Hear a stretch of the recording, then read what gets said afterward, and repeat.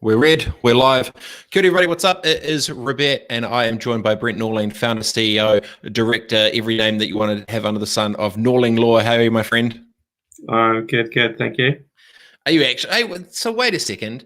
You're on flipping the morning show the other day, and you're wearing a fancy shirt with flipping boxes on, and then you come to the established professional level of this type of journalism, and we've gone for t-shirt.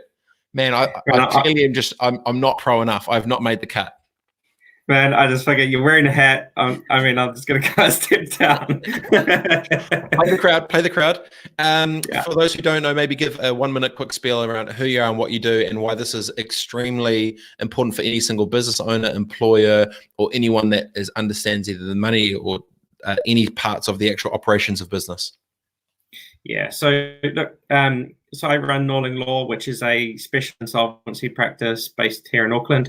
I've been running it since 2015, exclusively worked for liquidators and receivers for about 7 years before I started it.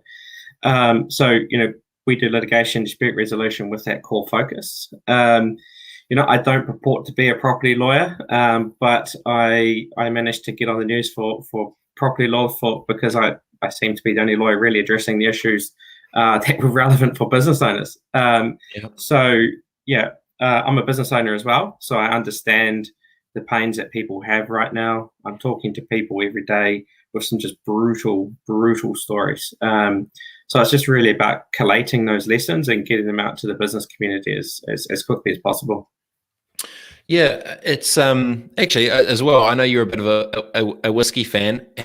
Are you rolling a stack right now? What are you doing? Have you got something? Have you decided to flex out a little bit because you know that I was going to bring something to the table? What are you rolling? I did think about putting something on the table, but right before the coronavirus hit on us, I decided to do 100 days no whiskey. Oh, I know. So I had to get all my expensive. I had to get all my expensive whiskey from the office because they're not insured there. So yeah, but I've failed the 100 days, but I'm back on track. So there you go. No whiskey for me. Well, I'll happily have a cheers one to you, mate. So I guess I want to jump straight into it. In the last week, we've seen a bunch of probably, I guess, the biggest potential commercial impact ever to hit New Zealand, potentially. And you put a video up the other day that it was talking about leases. Can you just give a quick context to that thing? Because I think there's a lot of, and I wanted to maybe dip into that just for a second, obviously, to help out a bunch of people who are potentially stressing about paying leases and rents and whatever right now. Go for that, because I think there's a lot of people should potentially know. Yeah.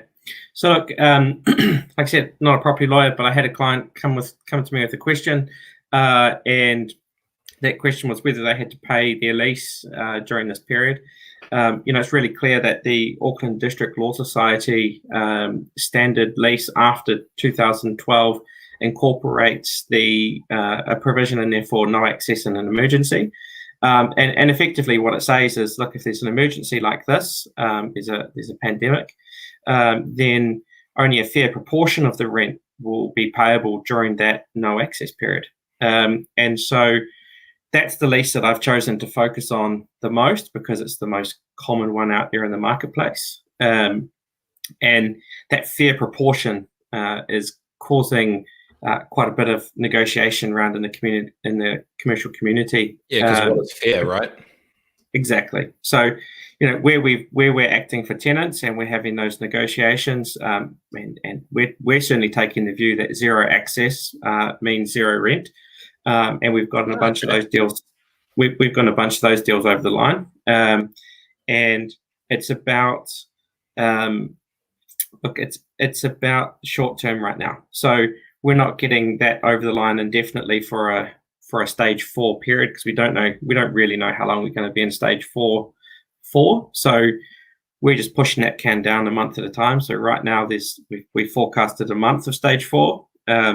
So we're getting a 1 month rent holiday, and then we'll talk again once we have a bit more information down the line. That's extremely helpful for so many businesses who are potentially worried about payment either on the 1st of the month or 20th month, whatever it is, obviously with the timing of things. So at least gives a bit of breathing room. Now, if you're a business owner or if you have a lease at any type of property, what's the best steps that they should do specifically? Is it talk to another lawyer about it? Is it like, do they just read through it and look at the no access clause if there is one? What's the sort of, if they might be, available to be able to do it? I think Ben was just saying zero access equals zero rent. Makes sense. Got it. Yeah. And look, what I'm telling people to do is don't rush to lawyers. And look, people don't want to pay lawyers anyway in a market like this. So what I'm saying is, look, if you've got a good commercial relationship with your landlord, then get on the phone, have a difficult conversation, have a meaningful conversation, and see if you can cut a deal without using lawyers at all. I think I've found a bunch of people have actually got quite reasonable landlords, and they've done deals without the use of lawyers. And then you've got other landlords who are digging in and saying, no, pay your rent. We're storing all your business assets, and so it's fair that you just continue to pay. And it's those people that need some legal assistance, and it's those people that should get some help. And you got some people that are cutting it in the middle and saying, look, let's just wear the cost equally and 50-50. And if you're a business owner who's continuing to trade and continue to have some cash flow, maybe a 50-50 deal is reasonable. But if you're a cafe that's 100% closed and can't operate from home, then a 50-50 deal is not going to be that helpful. No, I get it. I've got two quick questions come up. One, I think most importantly is, James says, where's your unicorn gone, bro? Yeah, well, I've set up in the other daughter's room. I wasn't sure if the world was ready for this one. I'm just gonna swing it around. It's the giraffe, man. Yeah, I mess with that. Ricky asks, how does that consider the whole chain in terms of servicing, i.e. property owners? Yeah. So look, property owners are obviously going to get hit hard here as well. And at the end of the day, we're all going to make some losses in this period, right? So business owners are making heavy losses by not operating, and landlords are going to make some losses by not having a tenant in there. And the reality is, if landlords take a hardline approach and they say, right, just vacate, then that's practically not possible. And their options are deal with this tenant, so you have a tenant after stage 4, or what are you going to do? It's tough for everyone. Doug said, Ricky, property owners should apply to the bank for advice. Sorry, should property owners apply? Ricky was, Doug was replying to Ricky saying, property owners should apply to the bank.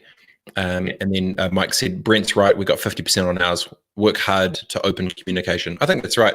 Have the tough conversation early, because I think everyone's in the exact same boat, right? And the reality is, if you be too much of a dick, you can find yourself without a spot. At the same time, if you're a landlord and you be too much of a dick, you'll come out the other end, and not only no one's got any spare cash to get leases, it's like you get nothing of nothing, right? So I think it's probably a tough one. So you were talking before around creditors. Try and navigate that, right? So right now you're a small business. So a big passion of mine is trying to figure out how we can get, there's a lot of stuff out there now, but right now there are a lot of people with a lot of questions in their head. They're trying to figure out the best way to try and navigate through these pretty challenging times. And when it comes to creditors, what's some of your advice that you'd be potentially thinking? Obviously not like, legal advice, which you can't give on a online thing like this, but what are some of the things they need to start thinking about, and how to navigate those waters of creditors during a time like this? Yeah, so look, there are a lot of businesses out there that can't pay creditors right now because their cash flow is just flicked off overnight. And so, what we're saying is, don't put your head in the sand. So us Kiwis are just notoriously bad for putting our head in the sand and not communicating. So it's time now for us to have really hard conversations, and we need to have them with people up front, because everyone is really actually quite understanding if you're having those conversations. yeah, if you've got creditors and you can't pay them, you need to be getting on the phone to them, and you need to be telling them, this is my situation. This will be my situation after stage 4. It's going to get better. And, put a plan to them. So whether it's a payment holiday, whether it's a payment arrangement, maybe you need to go on a monthly arrangement. And so each case will be different, but it's about front footing it and getting something that you both can live with. That's what people need to be doing right now. Yeah. Oh, sorry. Give me one sec. Sorry, just something else just popped up. Yeah, that's the key, right? Have the front thing. Now, in the last week, I was talking to had a buddy, and at Monday afternoon at about 1:40, when Jacinta threw the hammer down, he had to lay off people over the phone before 5 o'clock that day, without even being with them, and that's a tough thing to do. What's some advice that you'd have for business owners when it comes to navigating staff and that type of thing? Like, there's, I guess there's sections to all of it, right? They can talk to the landlord to try and figure out the lease situation, talk to the creditors to try and get some sort of either payment plans in place or push things out a bit. What's your thoughts when it comes to about staffing in times like this? Yeah. So look, right now it's hard to forecast in a long-term with a long-term lens, but we do know that we're going to be in stage 4 for at least 4 weeks. And so when it comes to staff, I mean, it depends on the business that you have. Are you a business that's completely shut down, like a cafe, or can you have remote work? And I suppose for the businesses that can't use their staff right now, it's a lot harder and it's a lot more brutal. And so for them, again, it's about communication. And I think the first stage is to communicate with your staff and to say, hey, look, this is our situation, and see if there's a collaborative deal that can be done for reduced hours or reduced pay to get through the period. And if not, I mean, the brutal reality for a lot of businesses are they're running redundancy processes. And, I think a lot of the old rules around redundancy, we can just throw out the door a little bit. I think the steps need to be there. So you need to have a proposal, you need to present it, you need to consider feedback, and then you need to then make a decision. But you can take that process, which would have usually spanned weeks, and just truncate it right down. And for those people that need to reduce their staff, that's the process that they're going to have to follow. It's tough time. It's tough chats. It's really tough. I mean, it's brutal. I mean, these people could have been in the business for a very long time, and as an employer, you do feel a moral obligation to your team, and so to do that is really tough. Andrew was saying the majority of SMEs won't have the surplus of cash to top up the wages. Should company owners go further into debt to carry the staff with no light at the end of the tunnel? Good question. Yeah, and I suppose you can't get blood out of a stone, right? So if you're a business owner with no cash surplus, I mean, should you go into debt? I mean, it's case by case. It's hard to throw out a blanket policy on that, but I think for a lot of business owners, they're going to have to cut their staff numbers, because if they don't survive, if their business doesn't survive, they're not going to be an employer at the end of stage 4. That's their reality. Yeah. And if they can just hibernate the business and get through, they're going to pick a whole bunch of people up at the end of stage 4. Yeah. Also, the majority of companies would be insolvent carrying these wages too. Are directors actually opening themselves up to a liability to the shareholders? Good question, Andrew Thorne. Well done. It's not a shit question.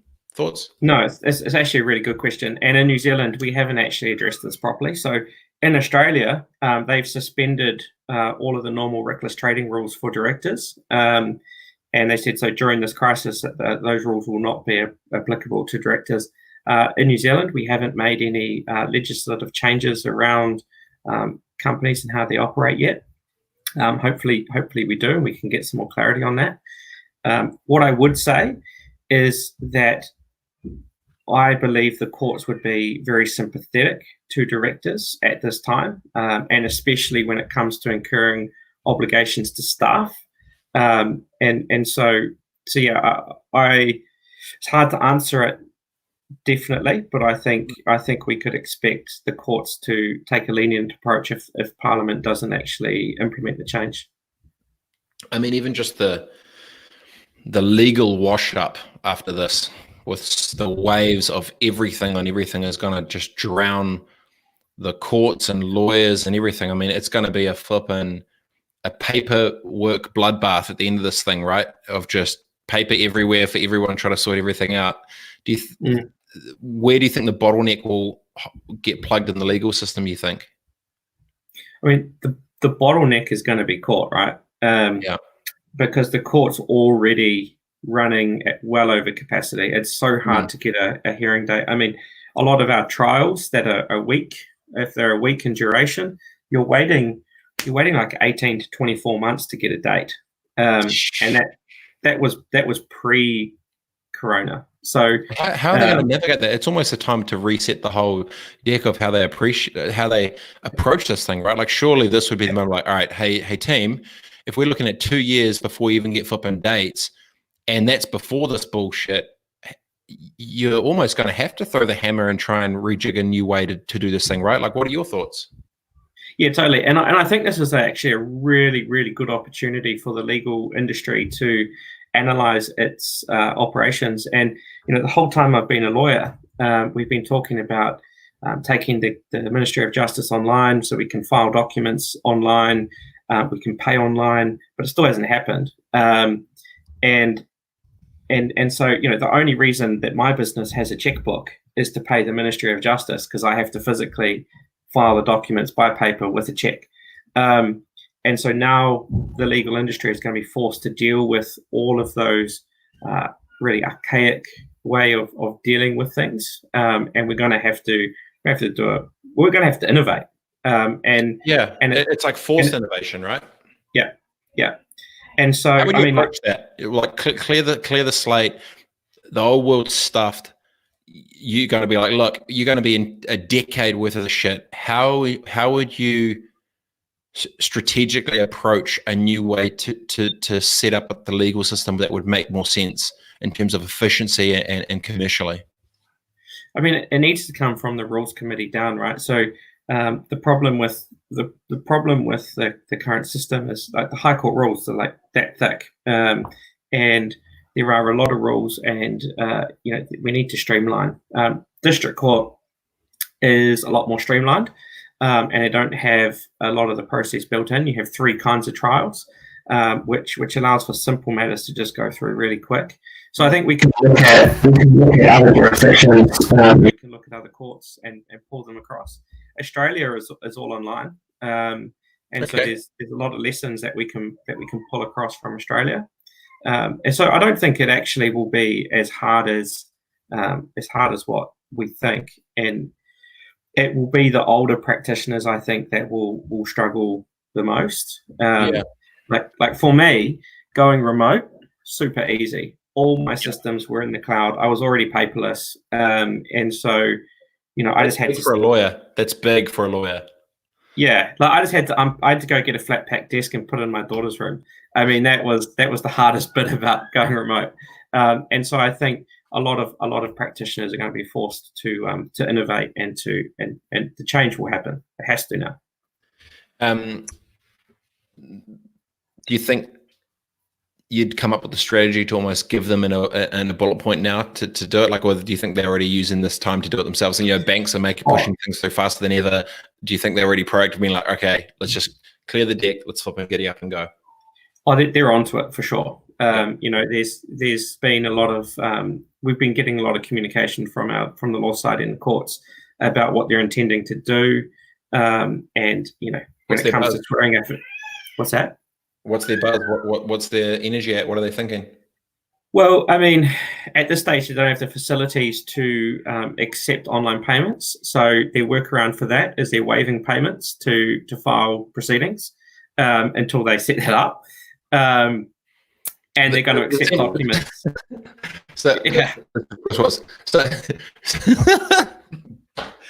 So instead of setting up a secure payment gateway where online buying has been happening for 2 decades, they're saying, "Oh no, just don't worry about it." But at least we get the paperwork in. On a temporary basis, yeah. So they are going to set it up, but so they Who is doing their IT? That sounds so kooky. It's like saying, oh, "I'm going to set up a retail store," and then no, you don't really just take the gear. It's fine. But I'll write down that you took it. Yeah, well, I mean, I suppose they can't have the lag. I mean, they need to have the access to justice, right? So,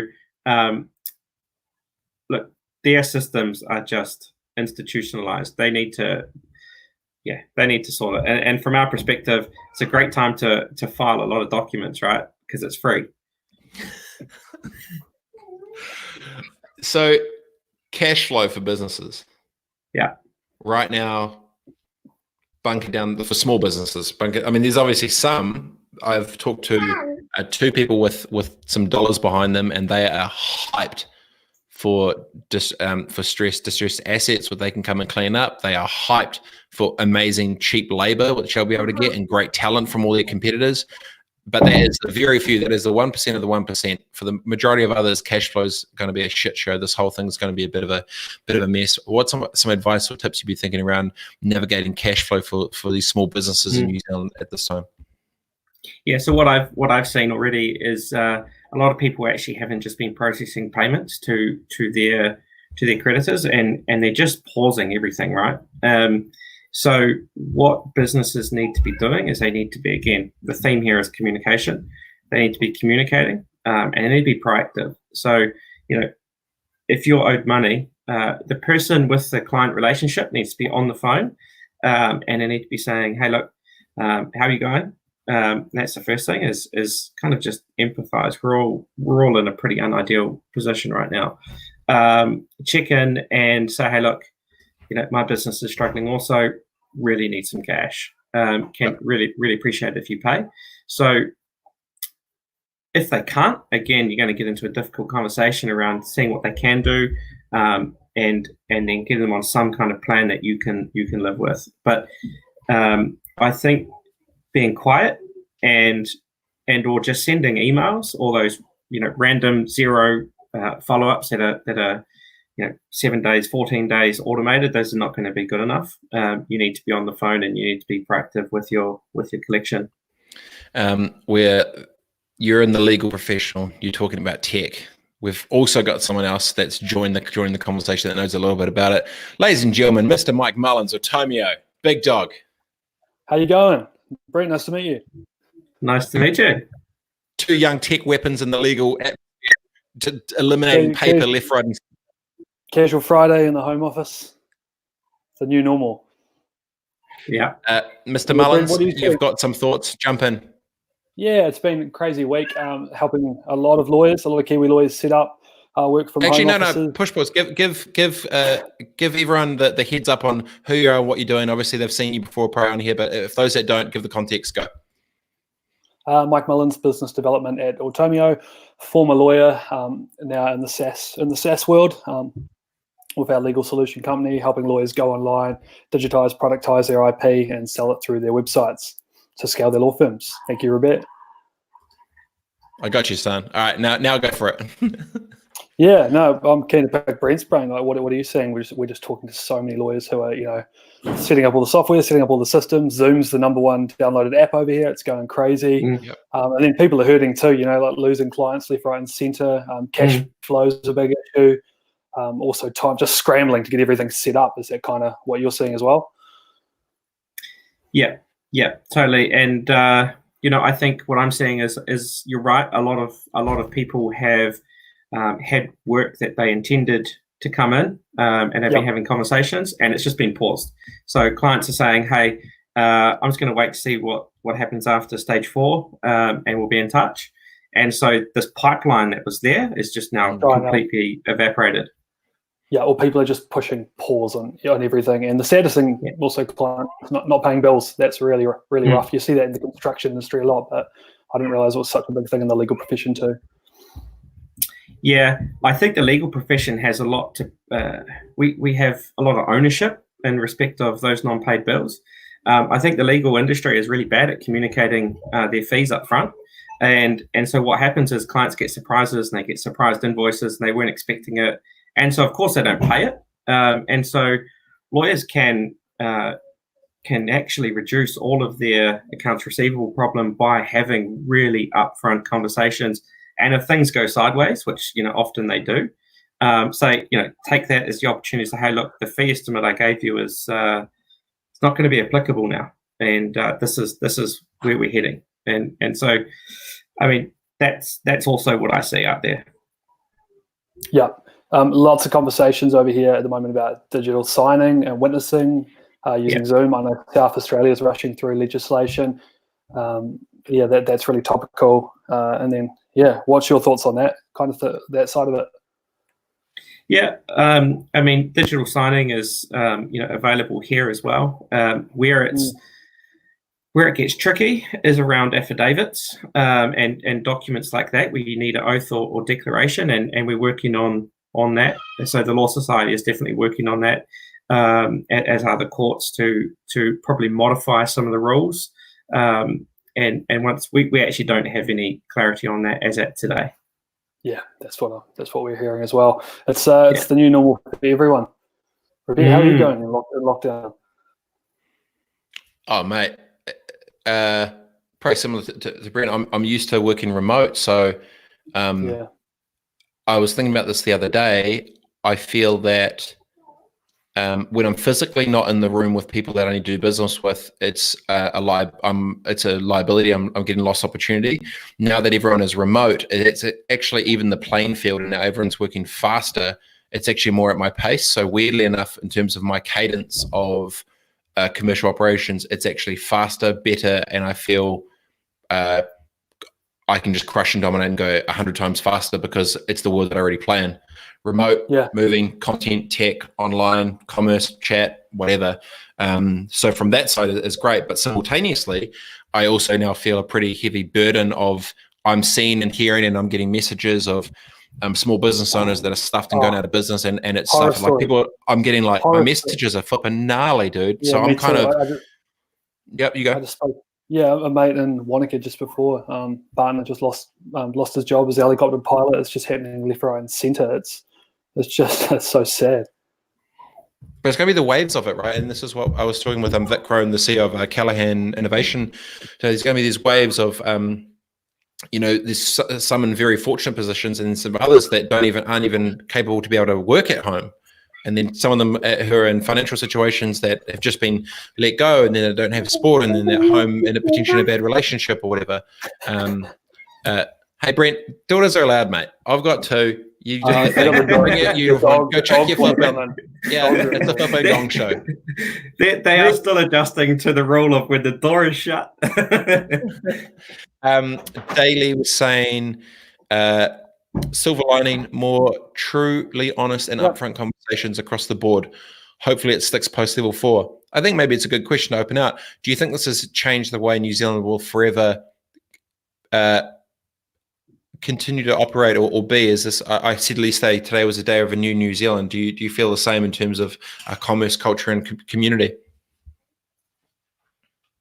Yeah, I mean, look, it's really early, and this is a fluid situation. So look, I think if stage 4 lasts 4 weeks and then we get back to business as usual quite quickly, maybe not.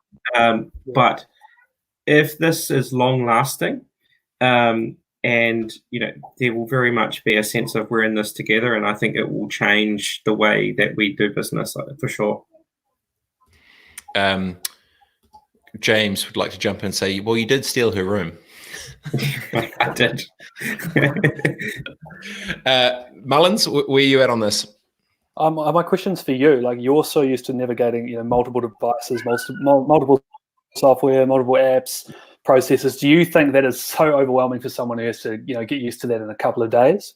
Bro, kind of echoes the conversations I'm having with a lot of lawyers at the moment. So good mate of mine in industry. I've been trying to help him for a couple of years. I've been telling them all about this crazy shit, blah, blah, blah. He's been trying to get them on Microsoft Teams for a year. What? And then they still offer it. Like, over 100 people were like, nah, stuff that shit. And then overnight, everyone that's been in the whole old school world has been forced into it, and they're trying to figure out like Microsoft Teams or everything. And so I think maybe, I don't know if it's just the way it was is we're all good or blah, blah, blah. I think maybe that naivety has just gone out the flipping window. And it's forced them into the new world. And I was talking to a friend at another at a bank actually, and she was saying that she had like a bunch of these people who'd never given a shit about social media or anything before, or like, hey, how do I become an influencer on LinkedIn? Or hey, how do I do the thing? Because all of a sudden it's like, oh, wait a second, this is the only way we can operate. Oh, wait a second, I need to make money. Oh, wait a second, I'm going to try and sell some shit on LinkedIn. And so there's this whole wave that's of kind of exploitation that's popping out of the woodworks, and I'm just wanting to call a couple of those things out because it's predatory. I think it's not helping at all. I think it's I'm a bit precious about that. It's maybe just a thing that I feel. Good as gold. Brent, do you think this is going to take a lot of formality out of the legal industry? Just, if you know what I mean by that? No, I don't think it'll take the formality out. You know, that's really, really ingrained. But it will certainly change the way that the service is delivered. I think, and the longer this goes, the more ingrained that will become in the industry as well. Nice. Yeah, I just think there's going to be a lot more meetings and t-shirts. But Aussie's kind of, I'm an Aussie, and that's kind of been the way for the last couple of years. Like a lot of solo lawyers now, a lot of virtual law firms, a lot of online law firms. I think we're just going to see more of that in NZ now. As some people are going to really like working from home, and they're going to want to keep it that way. Yeah, law, that's an interesting one, right? Because if you look at law, it's the polish of the optics of how it's perceived, right? Suit, tie, sit down, formal. It's very not formulaic, but there's structure, there's process, there's decorum, I believe the word would be. But now with this, all of a sudden, like, how are doing that? How's these managing partners doing their voice calls? Are they in t-shirts at home? Are they wearing putting a little suit jacket like Brent on the thing with their boxes on? Like, how are they? I saw that. Stopping there, like, that was good for you, Brent. That was good. No, literally that. Just checking. Everyone's wearing t-shirt. Everyone's on Zoom. Yeah, I'm taking forward to the chat. It's interesting. I had a group call today, and we were all in t-shirts. But one of the lads, man, he was in a suit and tie, had his pockets square. He was like, "Man, I need some normality in my life." So he like turned up like. Yeah. I bet he's single, under 30, and he's living by himself in the corner, so he's had time to do it. Most of those are correct. Online dating, that's another subject. What's happening in that world? Well, someone put a post up. It's like, I bet there's a whole bunch of affairs getting broken up right now. Oh shit! Oh, of course, yeah. Oh, actually, I want to jump on that, Mr. Lawyer Doggers. So I put a thing up the other day, and I was saying, March 24th, in 9 months, this is going to be pretty funny. There's going to be a whole bunch of Christmas Day babies because everyone's been legally forced to be in the same room and all these parties and stuff. And then someone said, or divorces. And then I was like, or domestic violence and blah, blah, blah. Do you think that there is divorce lawyers now trying to figure out how to give virtual consultations to people? It's already happening. I spoke to a divorce really? lawyer in Adelaide on Wednesday, and she said, I need to get my divorce online solution on the website ready to go for 5 months' time. She knows what's going to happen. Yeah. It's going to be a wave, right, Brent? It's true. It's going to be a wave. Yeah. Yep. Yeah. I don't think isolation is going to be good for a lot of marriages who people were hiding in their offices, escaping reality, and now they have to face it. I mean, that's the brutal truth, right? It's no exposed bars, everything, eh? Yeah. Everything. There's nowhere to hide. There's no bars. There's no sports games. It's face up. Do you think it's good or bad for? So you think it's good or? You think it's good or bad? It's going to make. Yeah, shit. I don't know, man. It's going to force some pretty awkward. It's like almost fast forwarding everything, which maybe this is a good thing because it'll fast forward everything that potentially was going to happen anyway. Maybe. Yeah. This is the biggest social experiment. Yeah, biggest social experiment in a long, long time. Let's see what happens.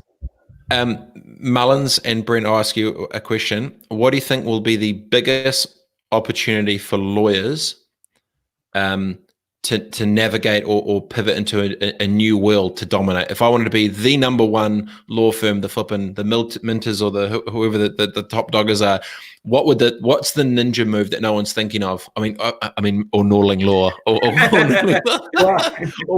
whatever. But like, what's the thing that you find like, shit, yeah? I mean, media agencies had it where they could a cruise ship speedboat.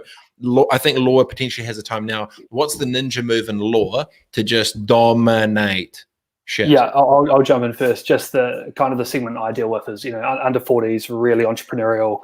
It's going to be social media. I think social media has been completely untapped in the legal world. And I had a lawyer in Perth. She said 5 years ago, I got all my referrals, meeting people face to face, and now 60% of my clients come through Instagram. So I think whoever kind of Instagram, huge. What are they sliding into the legal DMs? Targeted ads, targeted creatives and young business owners. No, you're not just slide. That's the market. What do you think, Brent? I just think social media, in terms of really those people who master that, are going to dominate. Yeah, and look, it's not untapped. I've been tapping that for a couple of years now, and but you're the minority. You're the minority. Brent's different to most of the other. You're very different to a lot of traditional words.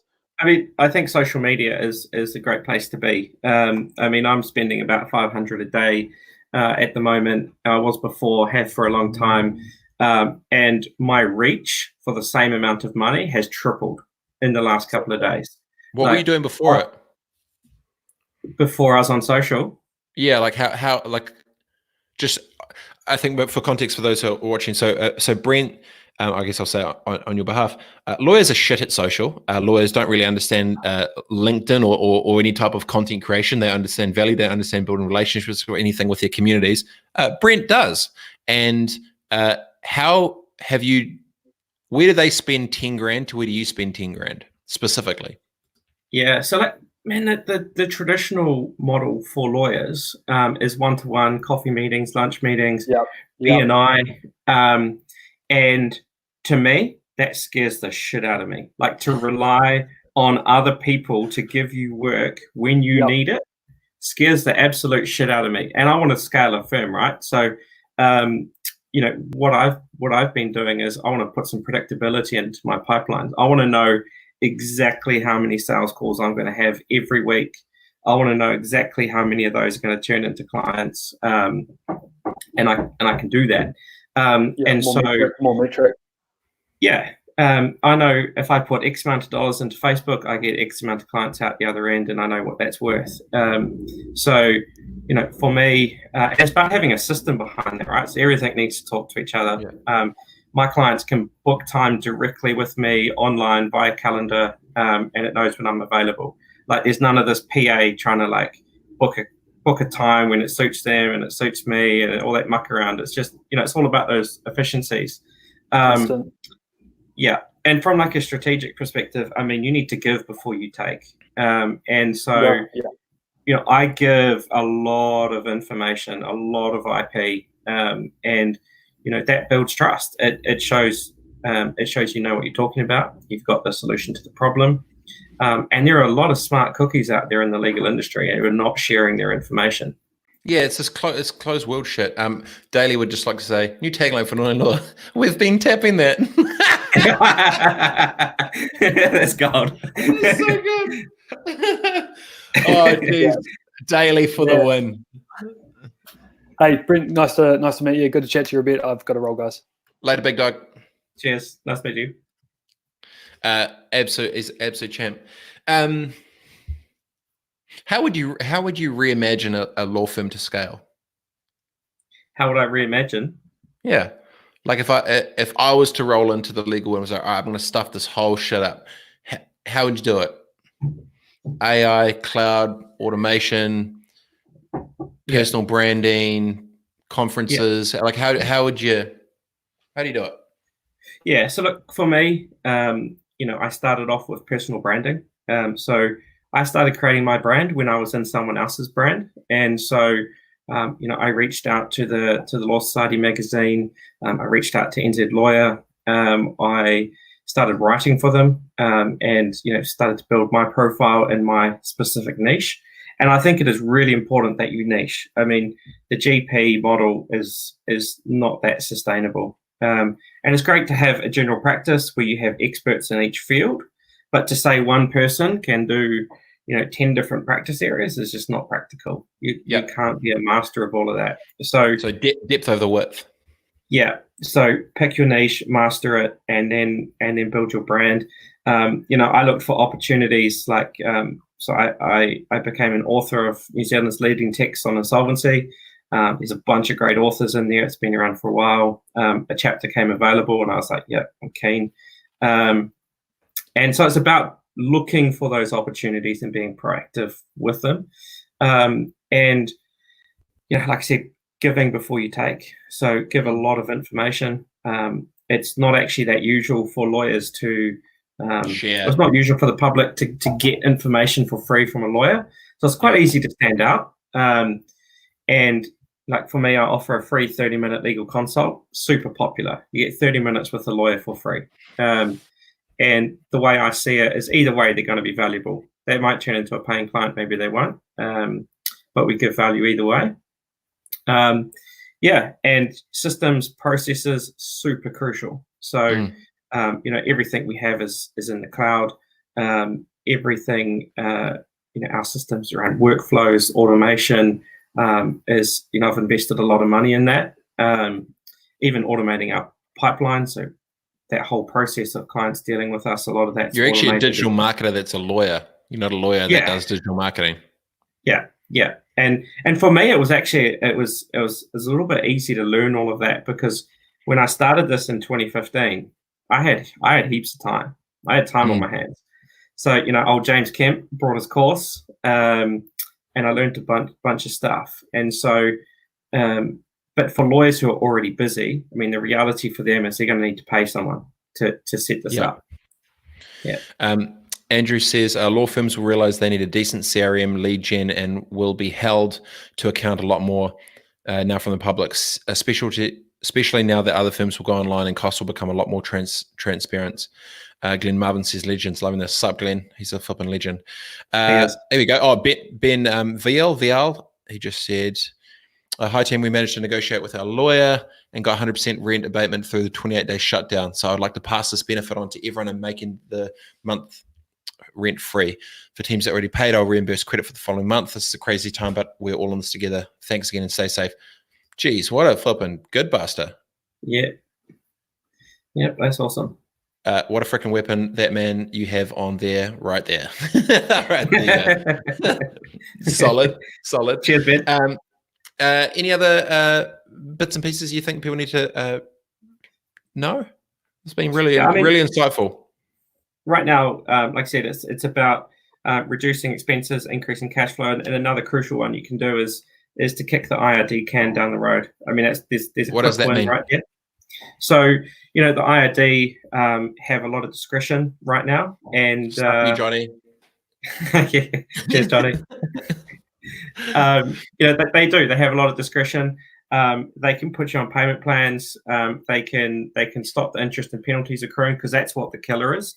I mean, if you let that go too long, your penalties can double the debt. So, you need to be communicating with the IRD again upfront and get an arrangement that works for your business, and keep filing returns. Don't stop filing returns. But there's ways to stop payment. No, mega. Do I really appreciate you, Jan. Now, you've added a shit ton of value and insights and experience to a whole bunch of people that have been here today. If people want to go check you out, where can they go? What can they do? Feel free to plug your shit now. Cheers. So look, www.norlinglaw.co.nz. And so there's a ton of information on there. There's some books. There's a bunch of articles and videos. I'm sure there'll be a lot of value for people. If you want any help for anything, there's a link there to book into my calendar. We can have a chat.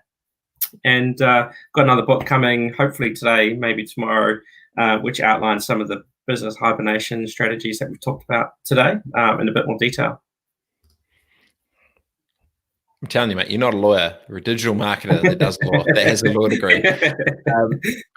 Stay on the line, brother, and I'll talk to you right after this. Absolutely mega. That was the bro, Brent Norling from Norling Law. Check him out. He's a weapon on LinkedIn. You can scope all the bits and pieces there. Thanks so much for tuning in. Big day today, actually. We had quite a few things bubbling away and smacking it. Glenn says, Brent would have to be the best lawyer I know at automating a pipeline. Bangs on, rare marketing a company with legal expertise. I would agree. Enjoy the rest of the day. Whānau. Be good, be safe. Day number 2 for a new Aotearoa. I hope it's going pretty well for you. If you've got someone that you think I should interview next, I've had a bunch of weapons on this week. I want to continue with a whole bunch of crew, a startup, small business, big dogs, top dogs, whatever. I've got a feeling that by the end of this, Jacinda's going to be on the show, without a doubt. We're flipping going to get to her. And Helen Clark. I want Auntie Helen and I want Jacinda. And flipping, if Bridges wants to jump on, I mess with him. Whoever wants to roll up, but be prepared for me to drink whiskey. Be prepared for me to say shit. Be prepared for me to just do what I do. And I'll talk to you all soon. Enjoy the rest of the day, team. Peace.